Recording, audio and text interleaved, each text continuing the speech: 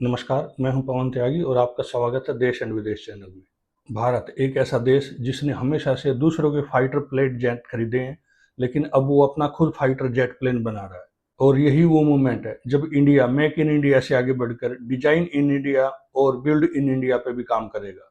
भारत का defence sector अब ऐसे मोड़ पे पहुंच चुका है जहां पे नया इतिहास लिखा जाएगा। आम का advanced medium combat aircraft Bharat का वो सपना है जो अब पूरा होने जा रहा है, क्योंकि पहली बार इस प्रोजेक्ट में प्राइवेट सेक्टर की एंट्री हुई है।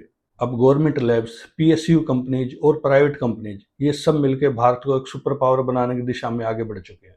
क्योंकि अब तक फाइटर जेट्स बनाने का काम सिर्फ गवर्नमेंट कंपनी एचएएल के पास था, लेकिन एचएएल ने ये प्रोजेक्ट बहुत डिले कर दिए हैं। इंडिया की गवर्नमेंट कंपनी एचएएल ने ये प्रोजेक्ट इतना डिले कर दिया था कि हम सालों नहीं दशकों पीछे चले गए। अगर एचएएल ठीक से काम करता, अपनी डेडलाइंस पे काम करता, तो आज हम भी उन कंट्रीज के साथ लाइन में होते जो फाइटर जेट की मैन्युफैक्चरिंग बनाते हैं। हमारे पास टेक्नोलॉजी की कमी थी सिर्फ डेडलाइंस पे काम करने की। और गवर्नमेंट की कंपनी को तो आप जानते ही हैं कि किस तरह से काम करती है। एचएएल ने तेजस फाइटर प्लेन बनाया, लेकिन वो इतना डिले कर दिया कि वो अपने टाइम से बहुत पीछे छूट गया। जब एचएएल ने इस प्रोजेक्ट पे काम शुरू किया था, तब वो बहुत एडवांस टेक्नोलॉजी थी, लेकिन गवर्नमेंट कंपनीज की इस लेट लतीफ़ी ने हमें बहुत पीछे कर दिया है। अब इंडियन गवर्नमेंट ने भी सोच लिया है कि वो अपने ड्रीम प्रोजेक्ट आमका को एचएएल के हाथों में बर्बाद नहीं होने देंगे। इसलिए इंडियन गवर्नमेंट ने आमका प्रोजेक्ट में प्राइवेट सेक्टर के लिए दरवाजे खोल दिए हैं।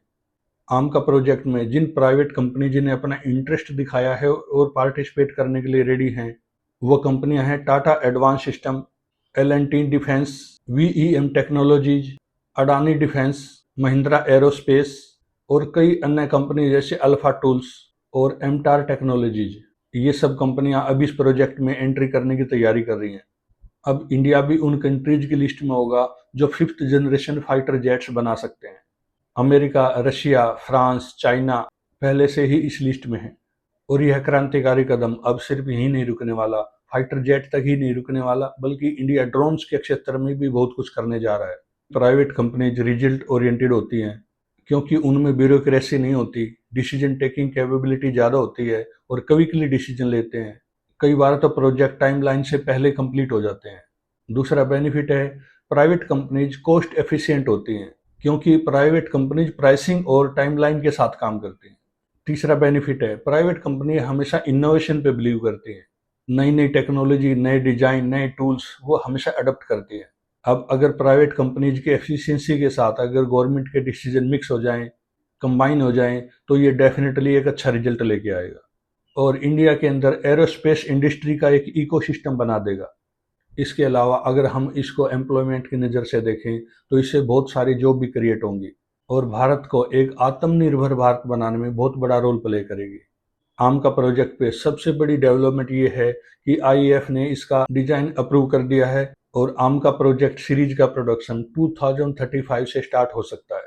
मीनवाइल इंडियन गवर्नमेंट ने एडीए के लिए 15,000 करोड़ फंड अप्रूव कर दिया है, जिससे वो आर&डी, डिजाइन और फ्लाइट टेस्टिंग कर सकेंगे।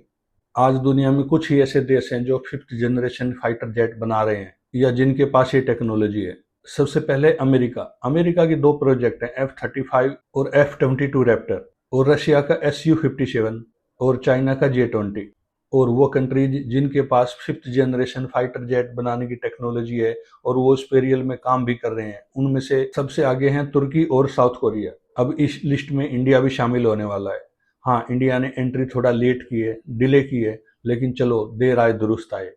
क्योंकि एक बात तो बिल्कुल पक्का है, इंडिया का फिफ्थ जनरेशन फाइटर प्लेट दूसरी कंट्रीज के कंपैरिजन में काफ़ी कॉस्ट एफिशिएंट होगा और हम प्रोडक्शन में क्वालिटी से भी कंप्रोमाइज़ नहीं करते। तो जब हमारा फाइटर प्लेन मार्केट में लो प्राइस और हाई क्वालिटी पे अवेलेबल होगा, तो डेफिनेटली हमारे एक्सपोर्ट कई गुना बढ़ेंगे। आपका इसके बारे में क्या सोचना है? आप अपने विचार कमेंट बॉक्स में ज़रूर रखिए। और अगर आपको ये वीडियो अच्छी लगी हो, इन्फॉर्मेटिव लगी हो, तो इस वीडियो को लाइक कीजिए, शेयर कीजिए और सब्सक्राइब जरूर करिए, ताकि ऐसी ऐसी वीडियो आपके पास क्विकली आते रहें। Thank you very much.